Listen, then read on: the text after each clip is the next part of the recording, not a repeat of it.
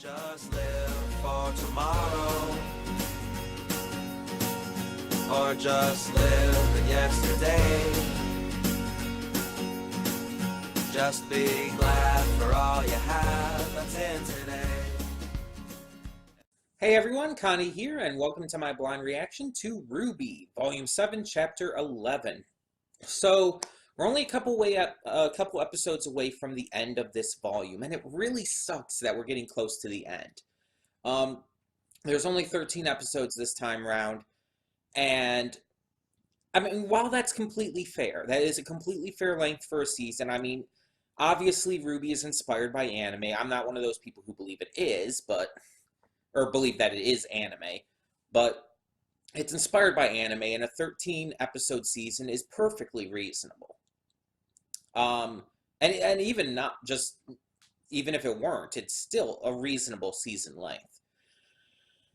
Not everything needs to be like 26 episodes per season, or in some shows' cases even longer if they're half-length episodes. So, that being said, though, the bigger question comes to what will we end up replacing RWBY with? And this is something I've been, like, thinking about, because I've brought up already, like, the idea that maybe I won't replace RWBY. The idea that maybe instead I'll just kind of, keep it as is, basically. And just not replace it. But there's also a lot of shows I want to get to. And the thing is, I just started one other reaction series that is a weekly release with Owl House. So, outside of the weekly release thing, where it's only like, at most I can do is one a week, unless the series actually releases more than one per week. It's just, yeah. Otherwise, technically, I only have two other shows going right now. Demon Slayer and Zombieland Saga, both of which I can do as much as I want at a time. And that includes some weeks may not even have it, obviously. But yeah, it's just, it's hard to anticipate and plan things out in this kind of situation where I'm not doing a schedule. Because here's the thing, even though I like this non-schedule format we're doing, and we're definitely keeping to it, it is still a little more tricky to navigate around it. It is definitely still a little harder to do so with. So it's just, yeah, I just have to kind of determine whether or not I want to add something else in. If I do add something else in, then I'm saying that it'll probably end up being She-Ra Season 4. That's kind of the next big one on my on my list that I really want to get to. Otherwise, I will bring it back down to 4 per week. Again, I am not decided as of yet, so it's not really possible to say where I stand on that at the moment. But I will figure this out for sure, and I will get back to you guys and let you know in the end what it ends up being. Because this does need to be figured out, obviously. This is something that needs to be determined one way or the other. Yeah, either way, on to what we're talking about today, and that's RWBY. So last we left off with a bunch of things happening. Mantle is still under attack. It's really in a bad spot. But our huntsmen and huntresses are doing a great job at protecting everyone and fighting off the Grimm. Meanwhile, Robin and Ironwood put out this message informing everyone about Salem and basically coming clean to what's going on, which is a very good thing, something that they should have done. And yeah, everyone's just trying to get by. So they end up luring Tyrion and Watts into separate places. Tyrion is led into this alley in order to fight with Crow, Clover, and Robin. And I'm still thinking Clover might end up leaving at some point simply because of the fact that he's not in the opening. And I might be wrong. Maybe it was supposed to keep that a surprise for us. But yeah, the opening only shows Robin and Crow fighting him. Hell, maybe somehow, even despite his semblance, Clover gets injured. That would be really interesting, actually. To see actually a little bit of bad luck befall him. Especially if it ends up, really, like... I hate to say it like this, but if it ends up, like, hurting Crow, like, emotionally, it could, like, not only for the shippers who ship Clover and Crow, but it could definitely lead to some really important, just growth for his character. Because Crow's character's been doing some big growth over these past couple seasons, and seeing this could definitely lead to something cool for him. Just saying, right off the bat. Just the idea. But yeah, we also have Neo and Cinder, who are planning on taking the Maiden Powers, obviously. I mean, anyone could have figured that out, and pretty much everyone did. So they're going to be working towards that, and that's going to be bad. And meanwhile, going back to what I was talking about earlier with both Tyrion and Watts being led away, Watts was led to the Amity Coliseum, where Ironwood was waiting for him and is about to have a fight with him. Now, Ironwood and Watts apparently do go back, and maybe we'll get some history on that in this episode. From what we know, Watts was a scientist working in Atlas, whose projects and stuff were passed up. They were ignored and not given the attention that at least Watts thinks they deserved. Ironwood saw him as, well, clearly unstable and just dangerous even. And we know that Watts ended up faking his death in this so-called Paladin incident. Now, whether that was before or after he met Salem is kind of up in the air at the moment, but he did fake his death and everything. We do know that for sure. Meanwhile, yeah, I definitely think that our heroes are going to win this no matter what. I don't know exactly what's going to happen with Tyrion and Watts, but we'll see. I'm still thinking one of them possibly could die. I don't know if they will go that route, but one of them possibly could. We'll see. Again, it's just really hard to say.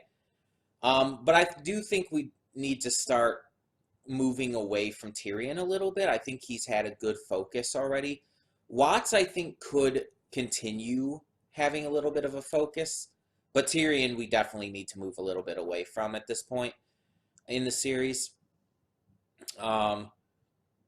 There's plenty of other minions for Salem we could focus on, and honestly, I think that Cinder and Neo at this point need to have a bigger focus again.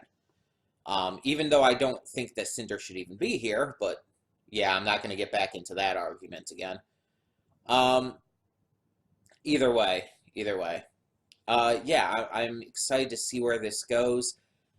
I'm thinking that since we're already, and we've been for like the past couple episodes, already in the climax of this season, I think that this episode is probably going to finish this big,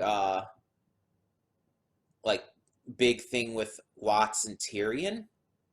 And then for the final couple episodes, we're going to move more into Cinder and Neo. I was thinking that we might not go into them until next season, but now with them starting to act and everything, and going after the Winter Maiden already, I think that's kind of where it's going to be headed. I don't know for sure. I might be wrong. My original theory might be correct, but that's kind of where I'm thinking, just based on the evidence we have in front of us. That we'll finish with Tyrion and Watts probably in this episode, maybe next episode. We might do one more episode with that. But then we'll end the season focusing more on Cinder and Neo and the Winter Maiden, and whoever ends up getting that power. There's still all kinds of theories floating about the Winter ends up getting it and is killed by Neo and Cinder, and one of them ends up getting it afterwards. Is still a big theory people are talking about. There's still the theory that Neo is going to get it, which is going to upset Cinder, and then Neo's going to turn on Cinder. All kinds of theories, but we don't know anything for sure yet. Because I doubt we're going to get to that completely in this episode. We might start to, but that's about it. Now, one other question in relation to that. Does Ironwood know who these two are? I mean, yes, they were involved in the Beacon incident. But, and Cinder, at least, was involved in the Haven incident as well. But does Ironwood actually know who they are? Was he, like, ever informed about this? I think the most he knows about Cinder would have to be hearing her voice. And knowing that she was, like, kind of the one behind the actions and everything. But he doesn't know all the details. Because he knows about Salem and knows she's the one really pulling the strings. But does he actually know who Cinder is? Like, was he ever told? Because I don't really know, and I don't really think he'd have a reason to know who Neo is at all. So it's kind of up in the air. Yeah, it just seems like he wouldn't know. I mean, obviously our team will know who both of them are. Obviously, so that's not an issue. But yeah, they're not going to know. Penny probably won't know. Because Penny, I don't think ever actually came in contact with them. Although Cinder and Neo were both working as part of another team for the Vital Festival, I don't think they ever came in contact that we know of. At least I don't think so, but you never know. Yeah, I don't think Winter would have a reason to know unless Weiss at some point told her, which I guess is possible. And by that logic, I guess it's possible that Ironwood would have been told too, but when? It's like, I just don't see like any time frame in which that could have happened, personally. Because he was told about other stuff, but I don't think Cinder or Neo would have had any kind of like reason to be talked about in that. Like when he was told just this season about what Jin told them about Salem and Ozpin and all. Like there would have been absolutely no reason to bring up Cinder in that story. So it's like, yeah. So if Cinder and Neo, what I'm getting at here, if they do try to infiltrate and take the Maiden and all, they're not expected. And if they do this, then they're going to be a lot more under the radar at this point, and probably be more successful because of it. Now, obviously, once they're found out, Atlas and Ironwood will still see them as a threat and still take action, but that's if they're found out, because again, since they're not expected, they might be able to get their way in. I don't know. And especially with Neo's power, she could transform. The question with that, though, is she can transform into people. I assume she can't mimic their voices, can she? Or is that part of her semblance, too? And if so, that's really interesting since she doesn't speak and supposedly is mute normally. if she's mute, but her semblance allows her to mimic other people's voices, that would be really fascinating. That would be really fascinating. In fact, thinking about that, didn't like she was in disguise as like a servant at the Schnee house, at the Schnee mansion, right? Didn't that servant at one point talk to someone, like just even if it was just to Jacques, like whispering in his ear or something? Or was that someone else? Because unless that was the actual servant at that time and not yet Neo, then it's like that would mean Neo can talk, at least when in disguise as someone. I don't know how it works. I'm just really curious about that now, though. It's a really interesting thought. If she can mimic voices, though, then her and Cinder's infiltration to get to the Winter Maiden is going to be so much freaking easier. Because that means she could just pretend to be Winter, and pretty much all is good, unless obviously she comes in contact with the real Winter. Or there's like some kind of like poor information given or something, like she doesn't know a certain like code word or something, or like Winter's already gone in there, and it'd be weird that she'd be back and stuff at that point. I don't know, just stuff like that. Meanwhile, Oscar, I think, headed back to the academy, or at least that was what he was about to do. So I wonder if we're going to see anything more with him. Now, one of my wishes for this season was to see Ozpin return, because I think like they really shouldn't push this any further. By having the entire Ozpin goes missing thing, like yeah, that worked for the for most of Volume 6 and everything.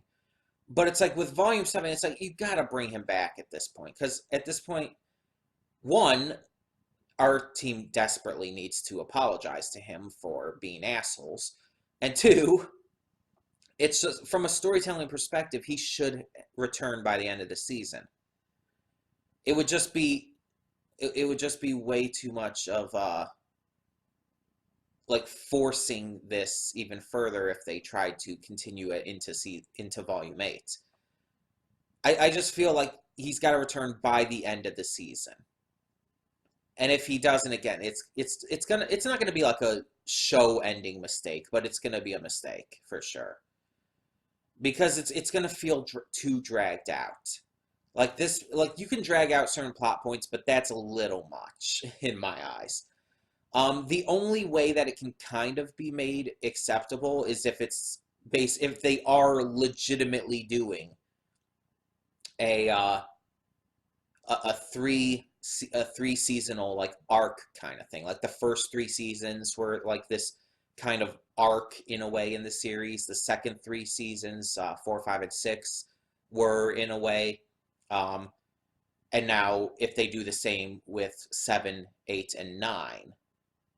The problem with that at the same time, though, is that it would still make it feel extremely stretched out for Ozpin for Ozpin to just be gone like that. It's just, I don't think it would work even with that. But that's the only way it could even kind of work. I don't think it would, but it's the only possible way, is what I'm saying. Either way, I'm very excited to get to this episode, and I'm hoping for the best. So we're just going to get to it and see where this goes for episode 11. And leads us into our final 2 episodes of the season. So, that being said, when the screen fades to black, pause this redirect and go to the description below. Follow the link to the reaction, and after you watch it, come back here to the redirect and resume play. Because after it fades to black, then fades back in, everything from that point forward will be my afterthoughts and will contain spoilers to the episode. So that being said, thank you so much for tuning in, and I will see you at the reaction. And we are back, and we'll begin with spoilers in 3, 2, 1, now. So, while Watts and Tyrion have indeed been captured, they've been defeated and captured, and presumably Watts has been imprisoned and Tyrion's on his way.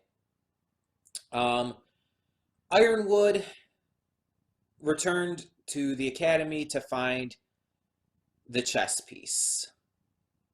I don't know why Cinder would have put that there, but if that's the case, like seriously, what like positive reasoning could she have for that? Positive in her for her goal.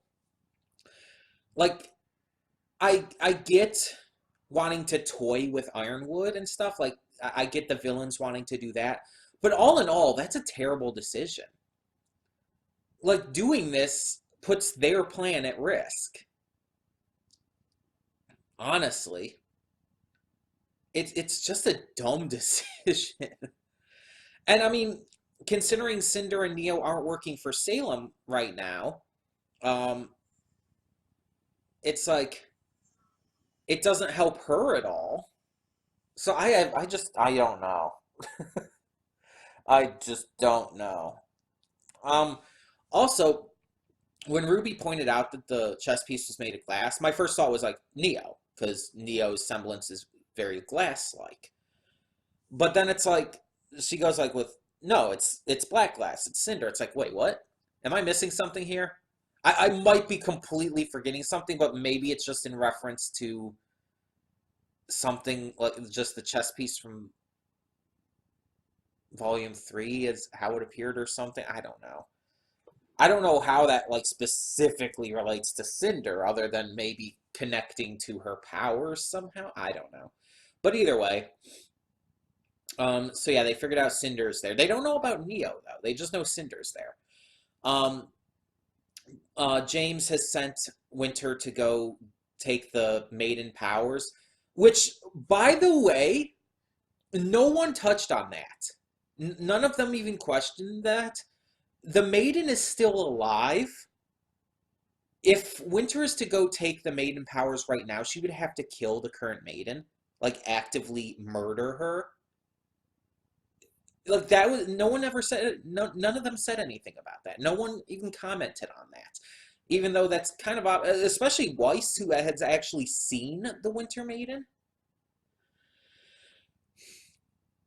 I don't know. It's like I felt like at least one of them would have realized that. But yeah, Ironwood is starting to freak out by everything.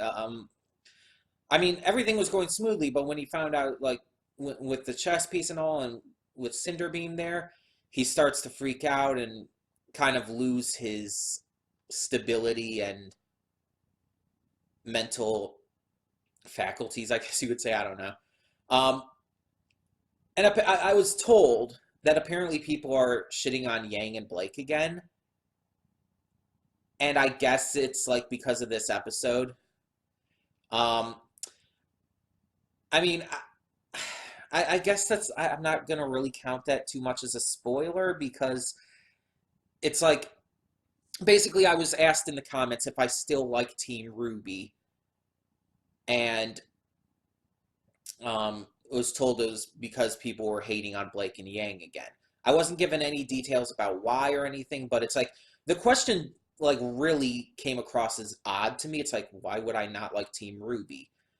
Apparently this is why, because apparently I guess some people are probably on Ironwood's side and against Team RWBY in all of this. But no, I'm sorry. I'm on the opposite. This is not a good decision by any means. And the fact that he's so blatantly open about knowing this will kill people, that this will abandon innocent people in Mantle, and that he completely understands and acknowledges that, and just kind of like goes with the entire common good argument, is, well, one, that argument's always bullshit, but it's showing how he's broken. And I don't necessarily blame Ironwood, because all of this was kind of just, it was worked around in a way for, I feel, kind of this purpose. Because I'm sure Cinder thought that if they did this kind of thing to Ironwood, after seeing what Tyrion and Watts were doing, if they did this, it would mess up. It would be able to have them enact their plans easier, basically. So it was beneficial for their own plans to kind of break Ironwood's will, which is definitely what they've done here. They've broken his will and his conscience, and basically just turned him into, well, for lack of a better term, a psychopath. These actions are the actions of a psychopath. Anyone who would knowingly cause the deaths of thousands, if not millions, of innocent people with the entire greater good argument as being their only argument for it, that's psychopathy in my eyes. It is completely mental to even consider something like that. But again, I don't blame Ironwood, because I know that everything was working against him here. He's been exhausted and already mentally damaged by all of this shit going on in general. So it's like things were kind of played right against him. And that's the thing. You can still feel for Ironwood, and you can still sympathize for his situation and his plight and all, without agreeing with his plan. His plan is asinine. It's completely stupid and just unreasonable. But again, I feel for him, and I understand it's not his fault.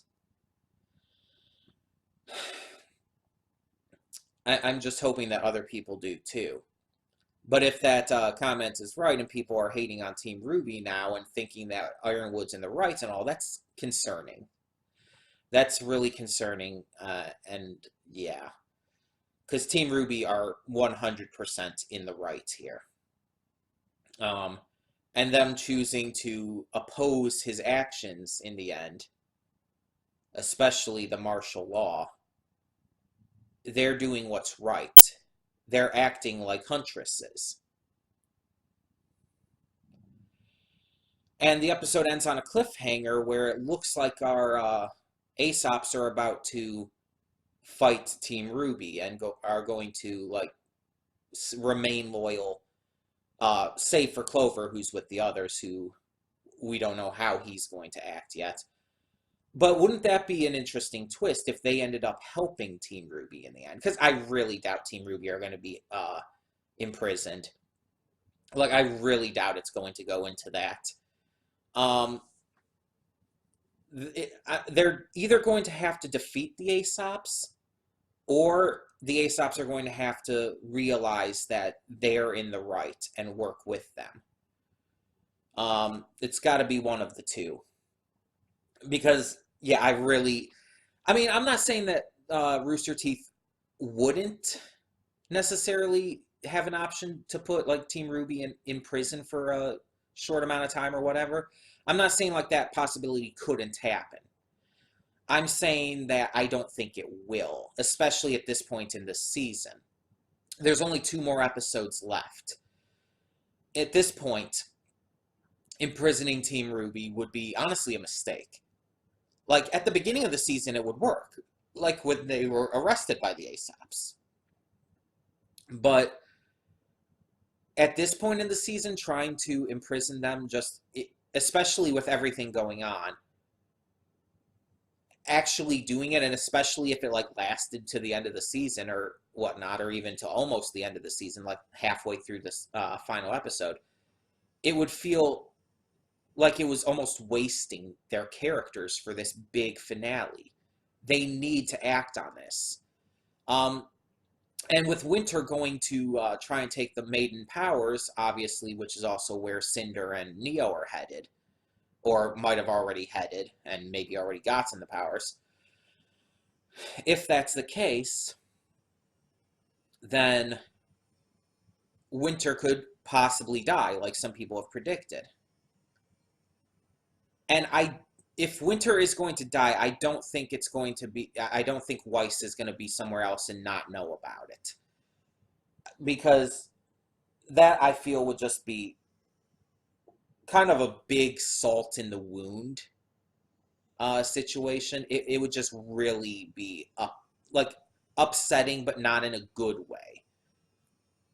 You know what I mean? Like I don't think it would work. Let's just put it that way. I just don't think it would work from a storytelling character's perspective. If Winter is going to die, I feel like Weiss has to be there.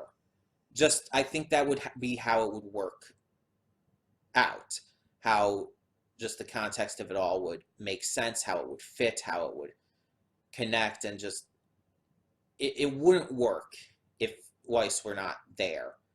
Or at least if Weiss came in like right after it happened. So my theory is that, again, either the Aesops are going to work with them or they're going to defeat the Aesops. And then the fact that Oscar is gone, also concerning. But we saw that apparently the guards who were there with Oscar are knocked out. Now, I mean, obviously Oscar could have probably done that. What if, though? What if Ozpin took over? What if somehow Oscar had found out that there was the break-in, that Cinder was there and what she was trying to do, and Ozpin, who had probably been listening this entire time, finally decided to show up again, work with Oscar, because Oscar would trust that. That's just how Oscar would be, honestly. Work with Oscar, and they're going to stop them as well. Like, that would be pretty interesting in its own right.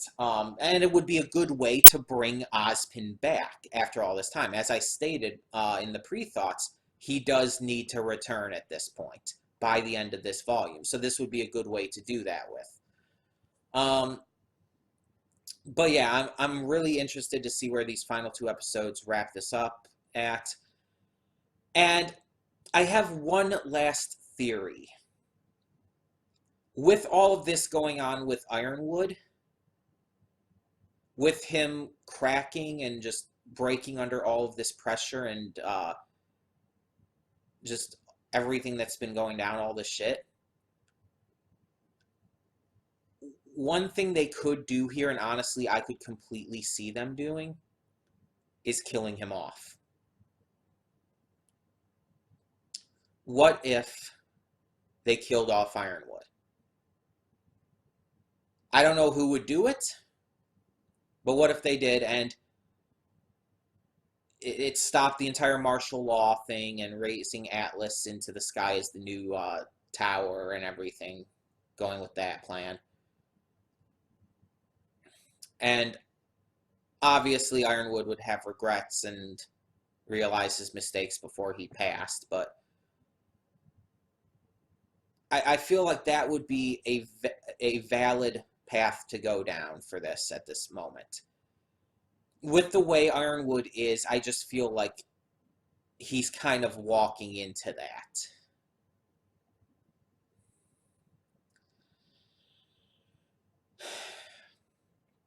We'll see, though. We'll see. I feel it's a strong possibility, but I don't think it's necessarily a strong probability. I think it's very possible, but not necessarily. I don't necessarily think it will happen. We're just gonna kind of have to see. There's a lot to think about going into these next couple episodes, though, and we'll see exactly where it goes. But yeah, all I can say for sure is that Ironwood is completely in the wrong here. Team RWBY are in the right, and they need to act. And they need to be the ones to save the day, honestly. Not just because they're the main characters, but because just in terms of how the story of this volume is going and all. They need to be the ones to stop this.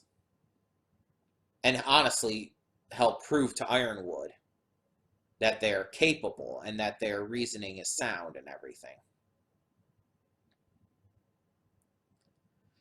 Oh, also, I almost forgot Salem. We actually finally saw Salem this season. We have not seen her all season in any way, shape, or form. So we finally got to see her this season, and it was basically just a hologram that came out of that Metroid motherfucker that Watts had. Why did he have that? I guess so Salem could be in on what was going on, maybe. um, but yeah, yeah.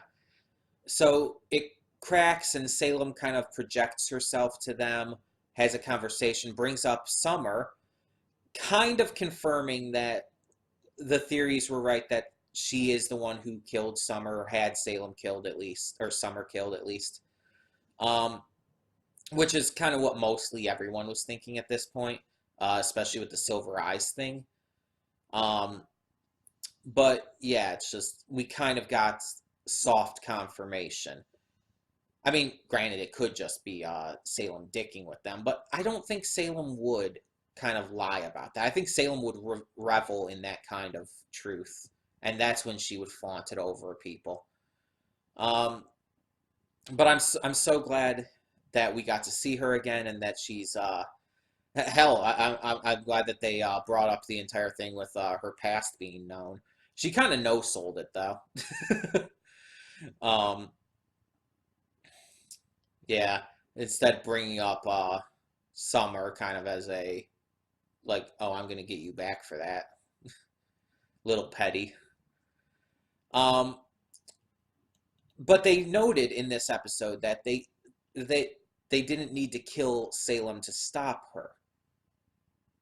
And that's kind of where I know some other people were thinking about, like, the direction we were thinking that it might go. There's also, of course, again, the ongoing theory by many that it was just meaning that Ozpin couldn't kill her. But we don't know for sure. So how will they defeat her without killing her, though? That's the big question. But we do get confirmation that she is coming. She is on her way, and that's bad. That is very bad. She's on her way with her flying monkeys. We do get confirmation that's still happening. So it's like, I'm wondering if the flying monkey scene actually took place after this then. Because in that scene, she said, if you want something done right, do it yourself. So does that mean she was doing this, she did that after Watts and Tyrion already failed, and she wasn't initially planning on going there? Is that what it's saying? Or is it, or was she already planning to go there, hell, even already on her way?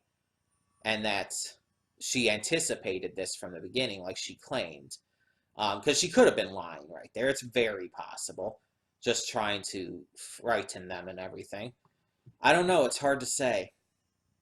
I like the idea, though, that all of that happened afterwards, though. That she actually didn't anticipate this. I don't know. It's just I kind of like that idea. But yeah, as I said, I'm excited to see where this the last couple episodes of this volume go. Sucks that it's almost over. And like I said in the pre-thoughts, I'm still thinking about whether or not I'm even going to replace it or just bring things back down to 4 slots. I will keep you updated on that, and I'll probably make the decision by next week for sure. By basically the next recording for, chapter 12. I'll probably have it decided by then and let you know at that point. But yeah, this was another great episode, and I love the tension that this series can have. I love the just intense, exciting, and even dark moments. I love the scary situations, and hell, I mean, it sounds weird to say, but I love it when good characters make bad decisions, like Ironwood doing in this. I actually really like that because it gives good depth to the story and to the characters themselves. I like it when when characters who are heroes do morally questionable or bad things because they think it's for the best. I mean, granted, I don't like that, mind you. I made that clear. I don't like those options, and I think they're definitely in the wrong. But again, I like it that they actually do that in terms of the story, in terms of the writing, the character, the characterization. You know what I mean? All of that jazz. I like it when they do that, but I just don't like the actions themselves. It's like watching a good super villain. You don't like what they're doing, but you like that the writers made them do it because it sells, their villainy. It really hammers that in. Or hell, again, when a superhero or especially an anti-hero like Deadpool or Wolverine or Batman does something morally questionable, then you like that they did that because it leads well into their anti-hero persona. But at the same time, you don't like the actual actions themselves. You just like, in terms of writing and characterization, that the writers did that. Yeah. So I actually really like that this show does that so often and does it so well. As I've said before, this is one of my favorite shows of all time as of current. And yeah, this episode definitely shows why. Um, the fight scenes were great, by the way. Just saying that off the bat. But yeah, so that's pretty much all I've got for today's reaction for this week's RWBY. Tell me what you thought down in the comments below, and thank you so much for tuning in. For now, I'm Connie, and I'm signing off. See you all next time.